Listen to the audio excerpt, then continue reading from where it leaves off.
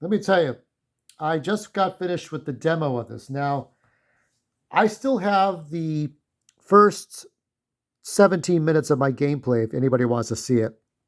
I do talk about a little bit about the Switch 2. It's a little dated.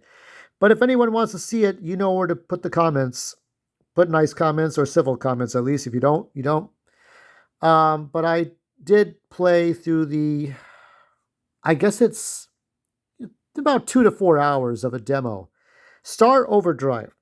Much like Star Tropics that Nintendo made for NES, much like Casper the Friendly Ghost for the Super Nintendo, or maybe The Lost Vikings, much like some of the least popular games like Conker's Bad Fur Day, but it came out the last minute for the N64, or some of the Disney, what is it, Meet the Robertsons? What are those? Some of those other ones. Ratatouille for Xbox Original and GameCube. Fortune Street for the Wii. Some of the least popular titles, but they got out there somehow. Star Overdrive is that game that will release, as of right now, it is April 6th, April 7th, and it'll be out by the 12th. I'm assuming it's going to be the 12th. No? The 11th. April 11th. I think the 8th is on a Tuesday. I'm trying to remember my dates. So by Friday is when this game comes out. It looks good. Now, when I played this, my feeling was that it was going to be Zelda, another anime game. And it didn't turn out that way. It turned out to be more, very different. It's like Tony Hawk, 720, Kelly Skater, Kelly Slater. I'm sorry, Kelly Slater, and I forgot the gingerhead dude, the mullet with the snowboarder. I forgot his name. That guy. So it's like, imagine if Tony Hawk got a deal with the Caracol Games. It's the sign of the cat. And imagine if he's like, oh, we want to do a fantasy game like Zelda or what is it, Final Fantasy? You want to do that? And Tony Hawk's like, okay, I'll do it. So that's what we got here. We got Star Overdrive that is very similar to Breath of the Wild. And it behaves like Breath of the Wild for about half the gameplay. Because while you are learning moves that are similar to those moves that you learned in the shrines, and there are shrine areas, there are about 3 shrine places. And these shrines, they they're pretty much they're similar platformers like Zelda. Okay, there's nothing unique about them. The enemies are whatever they are. The enemies don't shine. I like in this game you are the hero, right? But you have this sort of keytar. Now it looks like a melodica mixed with the guitar, electric guitar. I don't know if there's actually a guitar, keyboard, piano hybrid. I know there's a melodica keyboard hybrid, which you blow into it like a flute, and you play the notes of a piano on this little thing, and then there's electric guitar. But it's like a lightsaber, and when you hit enemies with this saber, it makes all kinds of electric guitar notes, and it feels musical. And the game is musical themed. You got 60-minute, 90-minute cassettes that your girlfriend leaves for you. Now, this is your girlfriend. This is not like with Zelda or Princess Peach or some maiden you have to rescue where it's like ambiguous. Though in Ghosts and Goblins, Arthur did have a shirt off with the princess in the beginning of the game, so you wonder about that. This is definitely a relationship that these two are in, okay? And you got to go rescue her. She looks great. I did gameplay. I put it on X. I put it on TikTok. Does anybody on YouTube want to see it? And so he's going to go rescue her. The ship crash lands on this planet. Nothing unique about that. It's been done. It's been done for like 30 years, probably maybe even since Jetpack in 1984. So you're on this planet. It's open world. There's a lot of different worlds, and you see this in the demo, in the trailers, and you can look at the map, and you see the map's pretty massive, almost as massive as the island of Hyrule. But the similarities end there because when you are going to different points on the map, you spend the first hour or two just going to different points. You learn how to use sort of that magnesis power that Link learns in Breath of the Wild. you get to draw things with your green hand, and you get to pull things, or you get to smack enemies around with this green hand, and you get to smack enemies remotely. You could also fire projectile orange. Like you have an orange hand, you could project I don't know, energy blasts out of your hand, like Ryu or Ken. And you get those two powers in the game. There are probably eight more. I think there's eight more abilities you learn that are outside the demo that I don't know about, but you learn them.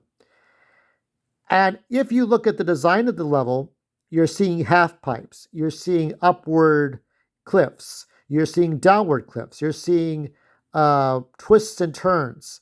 The level is designed to be like Tony Hawk's Fantasy Planet. Okay, you have to learn how to use the world around you. When you use the surfboard, when you go on those half checkerboard half pipes, your surfboard has a tolerance level. It's kind of like when you're using up too much of an item in Zelda, whether it's Tears of the Kingdom or Breath of the Wild, and it doesn't work after a time. So you have like an endurance meter. It goes and goes and goes until it's gone, and then you have to stop. And then, or like the Master's Sword, whether you're using the Master's Sword in Tears of the Kingdom when it's broken, but you have continuous use of it, or in Breath of the Wild, it has to recharge. So your surfboard has to recharge. You have a hexagon meter that too, and that hexagon meter not only is for the surfboard, but for you when you get tired and you have to recharge your energy. And you can die with enemies and you can fall off cliffs. There's different moves where you're jumping like rocket jump and you spin around. And when you are riding your board, which you press the R shoulder button to ride, it matters how you do tricks. I think the left shoulder button's for like kind of coasting left and right, but you don't use it as much as you use the right analog stick to do 360 turns and twists. So let's say you're Bart Simpson, okay? So you have to be able to do like all kinds of back flips and forward flips. And when you do that, you're going way faster. Whereas if you especially in the race is the motherfucking bitch of this demo. And it reawakened that 12-year-old in me that would have a fit and smack things when I didn't get basically I turned into Mike Matei when I got to that race section of the demo, because I really wanted to beat it, and I feel that I could do it. So with the left shoulder button, you're coasting, and then you're doing the tricks, but then you're going faster. You can also go faster with the green checkpoints that you see there. So that's how that game works. The skateboarding or the surfboarding is the sort of the cock and balls of this game. You fly and you coast around. You are also doing this when you are countering a boss character. There is like a monster hunter kind of leech. It kind of reminds me of the Molduga in the desert in Zelda, and you're using the green hand to tether to him, but you have to also use the orange hand to shoot blasts at him to knock him out. He has a blue meter for like a shield, and once the shield is down, then you can take out the green meter and knock him out. So you go through 3 points, very similar to Zelda's 3 shrines to get the powers.